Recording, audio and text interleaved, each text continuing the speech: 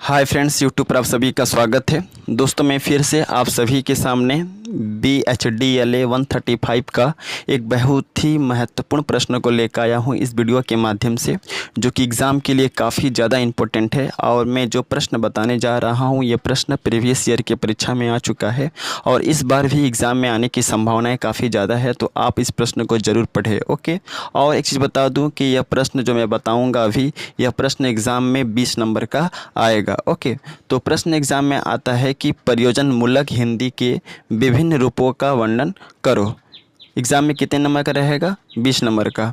तो सबसे पहले हम जानेंगे प्रयोजनमूलक भाषा क्या होती है, क्योंकि प्रयोजनमूलक भाषा को जाने बिना हम प्रयोजनमूलक हिंदी के बारे में नहीं जान सकते हैं। देखो, ओके, प्रयोजनमूलक भाषा क्या होता है?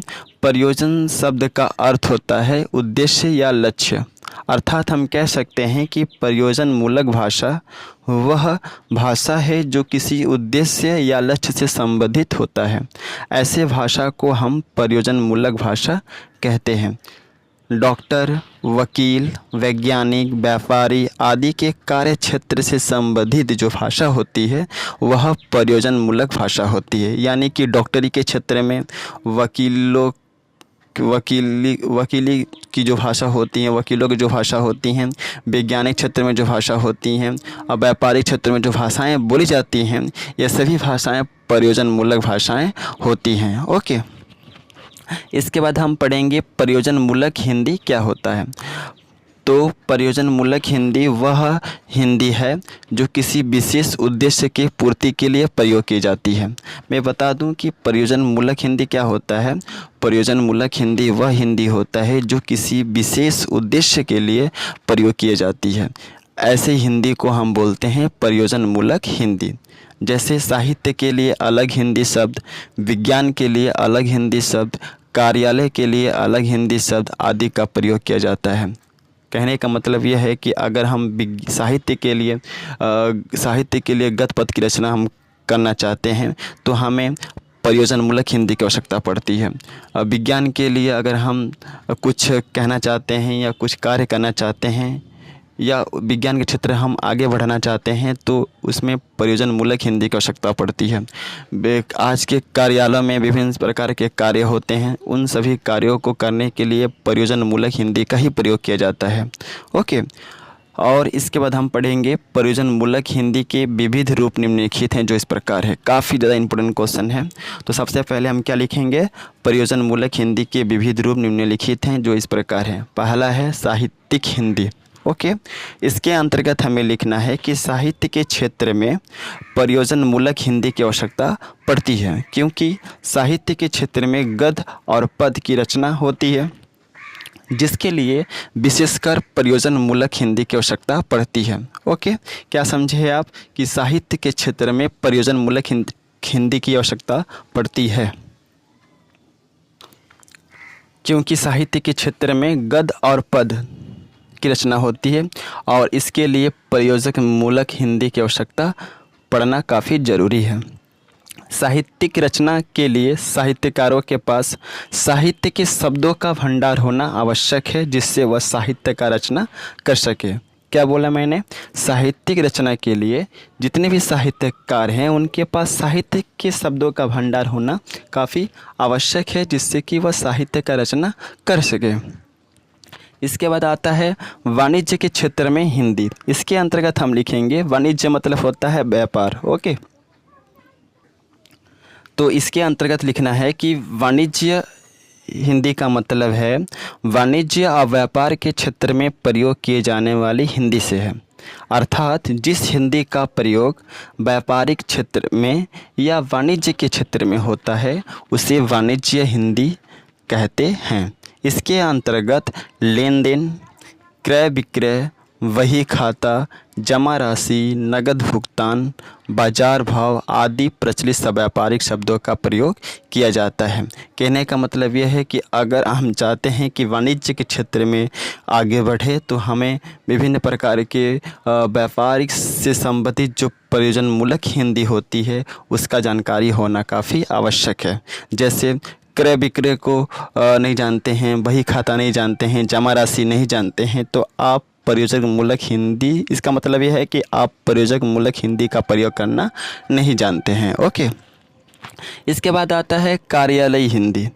कार्यालयी हिंदी, इसके अंतर्गत हमें लिखना है कि विभिन्न प्रकार के सरकारी कामकाज और प्रशासनिक कार्यों में प्रयोग की जाने वाली हिंदी को कार्यालय हिंदी कहते हैं। क्या कहते हैं? विभिन्न प्रकार के सरकारी कामकाज जो होते हैं या प्रशासनिक कार्यों में जो जिस हिंदी का प्रयोग किया जाता है उसे हम कार्यालयी हिंदी कहते हैं। कार्यालयी हिंदी को कामकाजी हिंदी भी कहते हैं। कार्यालयी हिंदी का प्रयोग मुख्य रूप से कार्यालय के प्रशासनिक कार्यों में, पत्राचार में, प्रतिवेदन लिखने में, व्यापारिक और अनुवाद आदि के रूप में होता है।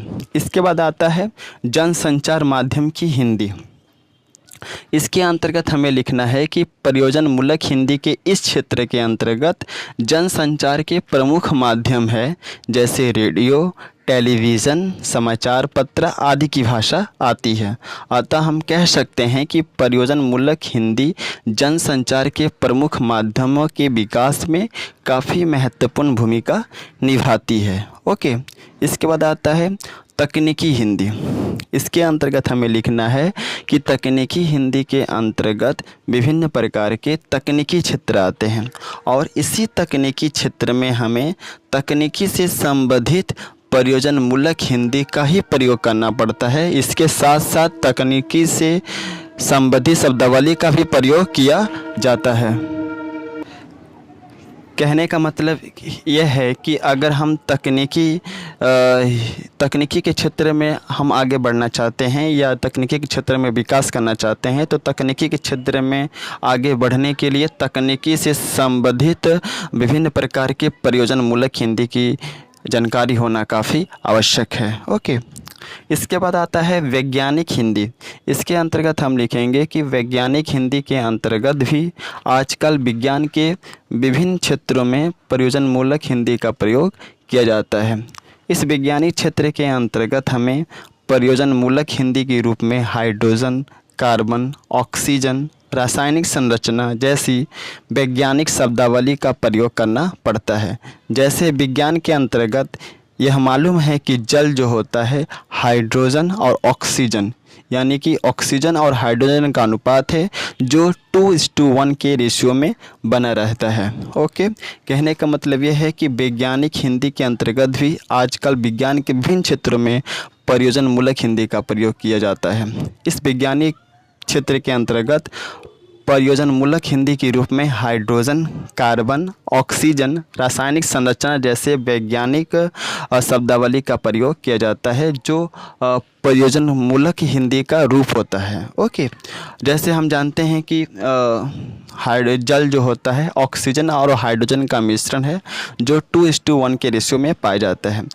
तो हम कह सकते हैं कि प्रयोजनमूलक हिंदी जो है वह मुख्य रूप से वैज्ञानिक क्षेत्रों में इसका प्रयोग होता है। इसके बाद आता है सामाजिक विज्ञान के क्षेत्र में हिंदी। इसके अंतर्गत हमें लिखना है कि सामाजिक विज्ञान के क्षेत्र में भी प्रयोजनमूलक हिंदी का प्रयोग किया जाता है। इसके अंतर्गत सामाजिक विज्ञान के शब्दावली जैसे राजनीतिक विज्ञान, समाजशास्त्र, अर्थशास्त्र और इतिहास जैसे विषय आते हैं। राष्ट्रवाद हुआ, साम्राज्यवाद, पूंजीवाद, मार्क्सवाद, ये सभी सामाजिक विज्ञान के क्षेत्र में प्रयोग किए जाने वाले शब्दावली हैं। इसके बाद आता है विज्ञान के क्षेत्र में हिंदी। इसके अंतर्गत विज्ञापन के क्षेत्र में हिंदी। इसके अंतर्गत लिखना है कि विज्ञापन के क्षेत्र में भी आजकल प्रयोजनमूलक हिंदी का प्रयोग जो है काफ़ी तीव्र गति से बढ़ रहा है। आजकल विज्ञापन पत्र पत्रिकाओं के माध्यम से, टेलीविज़न के माध्यम से, सिनेमा घरों के माध्यम से विज्ञापन दिखाए जाते हैं और इन सभी विज्ञापन के क्षेत्र में जिस हिंदी का प्रयोग किया जाता है उसे हम प्रयोजनमूलक हिंदी कहते हैं। और इस क्षेत्र में जितने भी शब्दावली के प्रयोग किए जाते हैं वे सभी शब्दावली प्रयोजनमूलक हिंदी के रूप में आते हैं। अतः हम कह सकते हैं कि प्रयोजनमूलक हिंदी का जो रूप है, विविध रूप है, वह निम्नलिखित है। तो मैंने जितना भी पॉइंट बनाया है, जिसको मैंने पीला रंग से इंडिकेट कर दिया है इस पीडीएफ में, ओके, उस पॉइंट को ज़रूर लिखिएगा, तभी आपको आप जो हैं इस सब्जेक्ट में अच्छे स्कोर कर पाएंगे और आपको इस प्रश्न के लिए अच्छे नंबर मिलेंगे, ओके। और इस वीडियो के माध्यम से ये कहना चाहूँगा कि अगर आप इसका पीडीएफ चाहते हैं तो आप मेरे टेलीग्राम चैनल को ज्वाइन कर सकते हैं। मेरे टेलीग्राम चैनल का नाम है इग्नू लर्नर, जो कि काफ़ी बेहद इम्पोर्टेंट क्वेश्चन प्रोवाइड करने वाला टेलीग्राम चैनल है। तो अगर चाहते हैं आप ज्वाइन करना इस टेलीग्राम चैनल से, तो आप तुरंत जो है टेलीग्राम चैनल को ज्वाइन कर लीजिए। मैं इसका लिंक इस वीडियो के डिस्क्रिप्शन में दे दूंगा, जहां से आप डायरेक्टली उस लिंक पर क्लिक करके मेरे टेलीग्राम चैनल के मेंबर्स बन सकते हैं। So best of luck for all of you and thanks for watching my video. जय हिंद, वंदे मातरम।